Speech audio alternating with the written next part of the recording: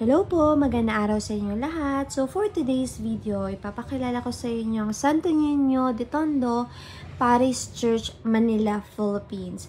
Dito po talaga kami usually nagsisimba dahil malapit lang po ang aming bahay dito. So isi-share ko sa inyo ang aking kaalaman tungkol sa Tondo Church. So ito po ay build ng 1572 at kung makikita nyo, napakaganda niya kahit one of the oldest church dito sa Manila, Philippines. So, and also ang napansin ko ay si Father po ay marami po siyang assistant. So, dito po sa Pilipinas talaga, especially Catholic Church, maraming mga nag-volunteer para tumulong, especially maraming tao po talaga nagsisimba at talagang teamwork ang ika nga para sa pagmamahal sa ating Panginoon.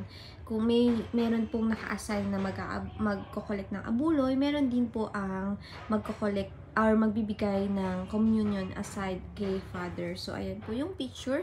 At after naman po ng church, makikita na po natin, marami pa din po nag-stay para magdasal ng taimtim. Ayan po yung Ash Wednesday po kasi kahapon. So, ito naman po, para pasok tayo dito sa Adoration Chapel. So, ito po ay bukas umaga hanggang gabi. Whole day. So, ano siya, ayan. So, ito po naman, maitim po tayong magdasal. So, salamat